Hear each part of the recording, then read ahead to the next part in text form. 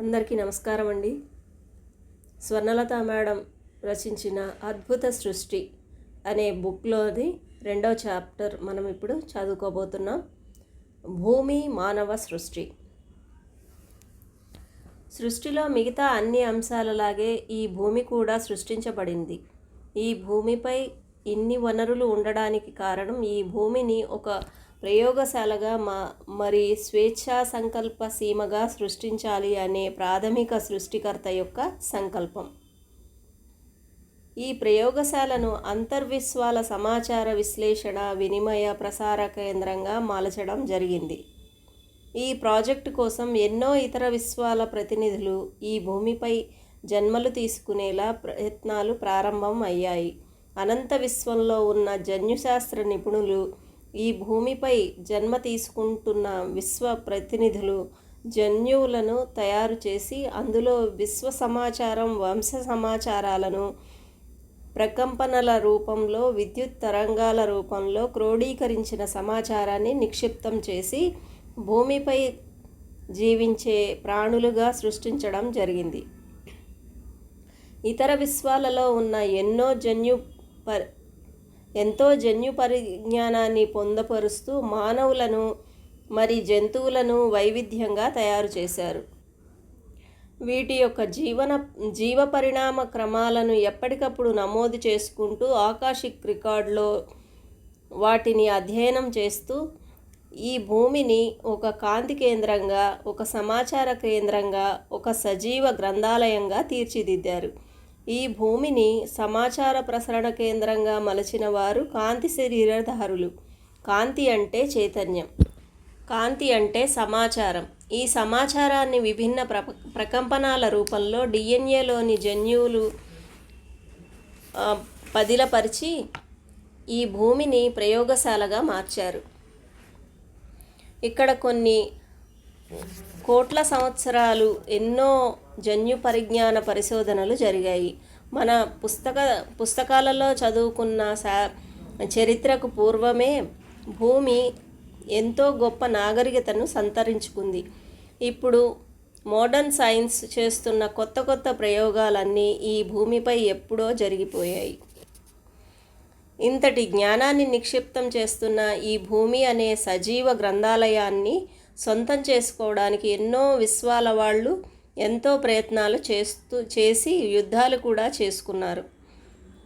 ఇప్పటి కాలమానం ప్రకారం 3 లక్షల సంవత్సరాలకు పూర్వం ఈ భూమి దురాక్రమణకు గురి అయింది.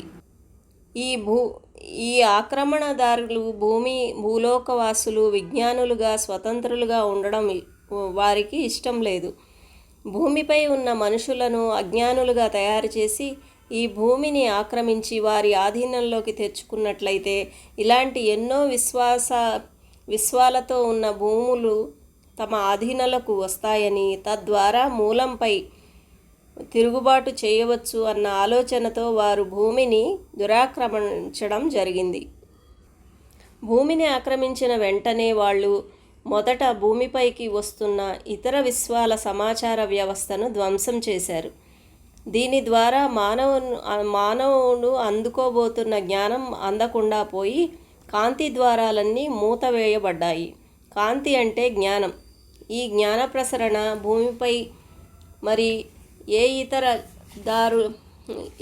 దారుల గుండా రాకుండా భూమి యొక్క కాంతి గ్రిడ్లను ఛేదించి చీకటి శక్తుల యొక్క పరిటిష్టమైన గ్రిడ్లను తయారు చేశారు. వీటి వల్ల కాంతి భూమిపైకి రాకుండా కొన్ని వేల సంవత్సరాల పాటు చీకటిలో ఉండిపోయింది. చీకటి అంటే అజ్ఞానం. ఇలా వాళ్ళు భూమిని మరి భూమిపై ఉన్న మనుషులను కూడా అజ్ఞానులుగా ద్వంద్వత్వపు గేమ్లోకి పావులుగా తయారు చేశారు. ఈ భూమిని ఆక్రమించిన వారు గొప్ప జన్యుశాస్త్ర నిపుణులు. వారు ప్రాణప్రతిష్ఠ చేయడంలో నిష్ణాతులు. దురాక్రమణకు ముందు ఉన్న మానవుడు సాక్షాత్తు దైవమే. ఈ దైవంలో ఎన్నో అద్భుత శక్తులు దాగి ఉన్నాయి. పరిపూర్ణ జ్ఞానం, పరిపూర్ణ ప్రేమ, పరిపూర్ణ చైతన్యం అనే దివ్య శక్తులు కలిగిన స్త్రీ శక్తిని కలిగి ఉన్న దివ్యమానవుడు.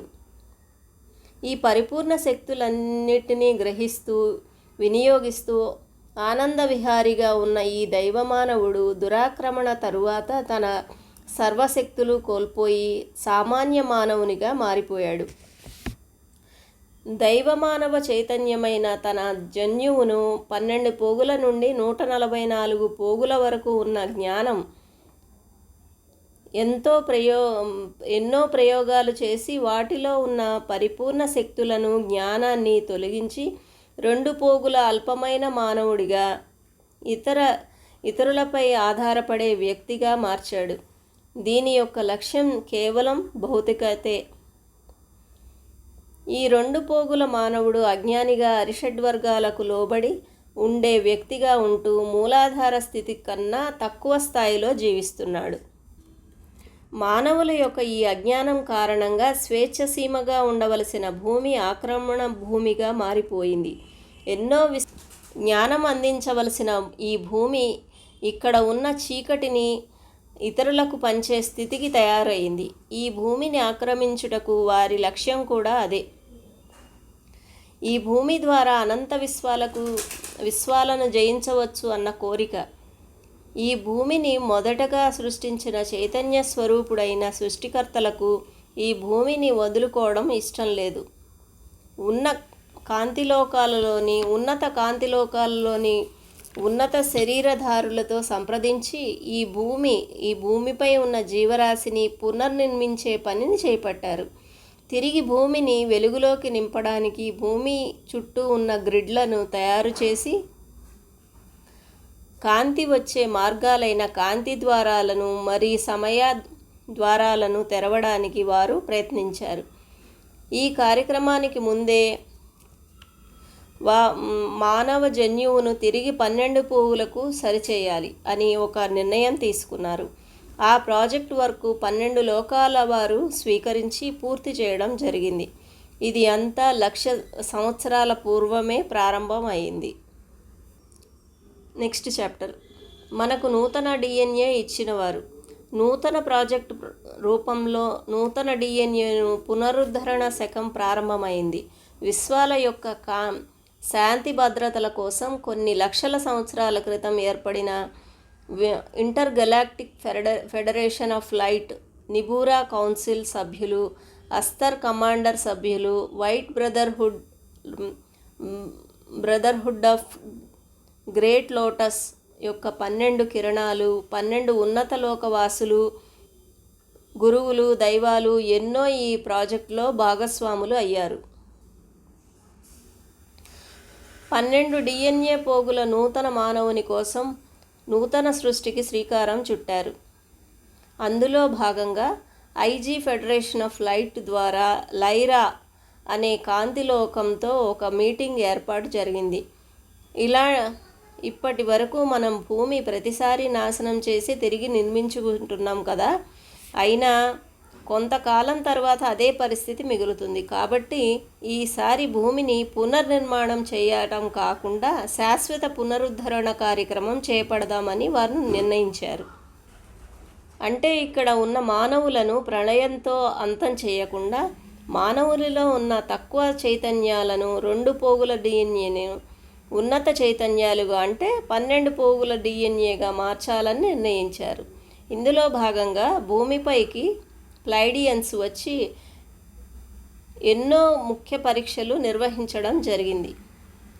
ఆ తర్వాత ఎన్నో స్టార్ నేషన్స్ వారు కూడా ఈ భూమి మీదకు రావడం జరిగింది. ఈ ప్రక్రియలో భాగంగా 12 ఉన్నత లోకవాసులు తమ యొక్క డిఎన్ఏ సామర్థ్యాలను ఇచ్చి 12 పోగుల దైవత్వం నిండిన నూతన మానవుని తయారు చేశారు. 12 పోగుల డిఎన్ఏని ఇచ్చిన వారి పేర్లు Pleiadians, Arcturians, Andromedans, Sirians, Lyrans, Vegans, Alpha Centaurians, బెలిట్రీషియన్స్, ఓరియన్స్, వెస్తాస్, ఫ్యాన్, ఓవర్ లైటింగ్. వీరంతా కూడా వారి వారి ప్రత్యేక సామర్థ్యాలున్న డిఎన్ఏని మనల్ని ఇచ్చి ఇది మనల్ని నూతన మానవునిగా తయారు చేశారు. 12 పోగుల ఉన్న చైతన్యాలను తయారు చేసిన మానవునిలో డిఎన్ఏ రూపంలో భద్రపరచడం జరిగింది. వెంటనే వారికి ఆ జ్ఞానం అందుబాటులోకి రాకుండా వీరు జాగ్రత్త పడ్డారు. ఎందుకంటే నూతన మానవుని సృష్టించిన సమయానికి భూమిపై ఇప్పుడు ఉన్నంత స్థాయి ఫ్రీక్వెన్సీ లేదు. అందుకని ఈ భూమిని ఉన్నత స్థితికి ఫ్రీక్వెన్సీకి వచ్చే వరకు మానవునిలో 2 పోగుల మాత్రమే యాక్టివేషన్లో ఉన్నాయి. మిగిలిన పోగులు నిద్రాణ స్థితిలో ఉండడం జరిగింది. ఈ నిద్రాణమై ఉన్న 10 పోగులలోని కాంతి భాషకు సంబంధించిన మన యొక్క డైమెన్షన్ల జ్ఞానం దాగి ఉంది. ఎప్పుడైతే మానవుల్లోని 12 పోగుల జాగృతి అవుతుందో అప్పుడు ఈ భూమి తిరిగి అంతర్విశ్వాల విశ్లేషణ, వినిమయ, సమాచార ప్రసరణ కేంద్రం అనే స్వేచ్ఛా సంకల్ప ఆదర్శ శక్తి కేంద్రంగా మారి తారాస్థాయిలో నిలిచిపోతుంది. ఈ సామాన్య మానవుని దైవమానవునిగా మారిపోతాడు. మానవ దేహ కణాల్లో ఉండే సన్నని దారపు పోగుల లాంటి నిర్మాణాన్ని డిఎన్ఏ అంటారు. ఈ నిర్మాణంలో మానవుని యొక్క మానవ విశ్వ దైవిక శక్తులు యొక్క సమాచారం అనే కేంద్రాలతో కనెక్షన్ కలిగి ఉంటుంది. అంటే మానవీయ విశ్వ దైవిక శక్తులు అన్నీ కూడా ఈ డిఎన్ఏలో ఉంటాయి. ఈ సన్నని దారపు పోగులు కణాల్లో కాంతి ఎన్కోడింగ్ ఫిలమెంట్ శక్తితో కూడుకుని ఉంటాయి. ఈ సన్నని దారపు పోగులనే డిఎన్ఏ అంటారు. డిఎన్ఏ మెలితిప్పిన నిచ్చెనలా ఉంటుంది. దీనిని డిఎన్ఏ హెలిక్స్ అంటారు. 2 రంగుల కరెంటు వైర్లను మెలితిప్పితే ఎలా అయితే ఉంటుందో అదే విధంగా ఉంటుంది. దీన్ని సర్పిలాకార డిఎన్ఏ అని కూడా అంటారు. దీన్ని డిఎన్ఏలో 12 పోగుల సమాచార జ్ఞానం ఉంటుంది. ఈ 12 పోగుల 12 శక్తి క్షేత్రాల్లో 12 లోకాలతోనూ 12 పవిత్ర జామితీయ గ్రిడ్లతోనూ అనుసంధానం కలిగి ఉంటుంది. ఇప్పుడు మన యొక్క డిఎన్ఏ 2 నుండి 12 స్థాయిల వరకు ఎదిగిన క్రమంలో ఉంది. ఇది యుగమార్పు వలన సంభవించింది. ఎన్నో యుగాలుగా కోట్ల మంది తమ సహజతత్వమైన దైవిక స్థితిని అంగీకరించక తమ యొక్క శారీరక ఫ్రీక్వెన్సీని 2 పోగుల స్థాయి నుండి 12 పోగుల స్థాయికి ఎదిగేలా తమ శరీరాలలో మార్పు తెచ్చుకుంటున్నారు. వారు మారడమే కాకుండా గ్రహం పైన ఉన్న ఎన్నో మార్పులు తీసుకుని వచ్చి ఈ గ్రహాన్ని పవిత్ర శక్తి క్షేత్రంగా మారుస్తున్నారు. 12 పోగుల డిఎన్ఏ శరీర కణాల్లోనే కాకుండా శరీరం బయట విశ్వమూలం వరకు విస్తరించి ఉంటుంది. అధిక శక్తి, కాంతి సమాచారం శరీరంలోకి రావడం వలన డిఎన్ఏ యాక్టివేట్ అయ్యి మన శరీర ఫ్రీక్వెన్సీ పెరిగి మనం గొప్ప స్థితిలోకి మారుతాం. ఎప్పుడు అయితే భౌతిక శరీరం తన స్థితిని మార్చుకుని క్రిస్టల్ రూపమై కాంతి శరీరంగా మారుతుందో ఆ రూపాన్ని 12 పోగుల డిఎన్ఏ యాక్టివేషన్ అని చెప్పడం జరిగింది. క్రిస్టల్ రూపమైన కాంతి శరీరంలోని కణ నిర్మాణం ఎప్పటికీ నశింపుగాని విధంగా ఉంటుంది. అంటే దీనికి నాశనం అనేది ఉండదు. ఈ శరీరం కలిగిన వారిని ఇమ్మోర్టల్ బీయింగ్స్ అంటారు. ఈ కాంతి దేహం సూపర్ కంప్యూటర్ వలె పనిచేస్తూ అన్ని విశ్వాల సమాచారాన్నంతా నిక్షిప్తం చేసుకుని పునఃప్రసారం చేయడం జరుగుతుంది. దీనివలన శరీరంలోని శక్తి క్షేత్రాలు అన్నీ కూడా ఏకీకృతం అవ్వడం జరుగుతుంది. దివ్యత్వపు జాగృతి పెరుగుతుంది. మానవ అనుభవాల నుండి దివ్య అనుభవాలను పొందే స్థితికి మారిపోతుంది. ఇప్పటి వరకు ఉన్న సరికాని శక్తి అయిన భౌతికమైన గ్రిడ్లను ఛేదిస్తూ కాంతి గ్రిడ్లను ఏర్పాటు చేసుకుంటుంది. శరీరం బయట మరి లోపల కూడా కాంతి కలిగి ఏకస్థితిని పొందుతూ దాదాత్మం చెందుతూ ఉంటుంది. తనని తాను మార్చుకోవడమే కాకుండా తాను నివసిస్తున్న గ్రహాన్ని, ఆ గ్రహంపై ఉన్న జీవరాశినంతటిని ఒక వ్యక్తి ఒక గొప్ప షిఫ్ట్లోకి తీసుకుని వెళ్ళడం జరుగుతుంది. ఈ మార్పు కారణంగా ఎన్నో విశ్వాలు కాంతిని శాంతిని పొంది జాగృతం అవ్వడం జరుగుతుంది. బహుశా ఈ మార్పును నూతన యుగ మార్పు అనవచ్చు. ఈ మార్పు ఇంకా ఇంకా జరుగుతూ భూమిపై అనంత చైతన్యవంతం అవుతూనే ఉంటుంది. This is endless process. Thank you masters. మరొక కొత్త చాప్టర్ రేపు చదువుకుందాం. Thank you so much.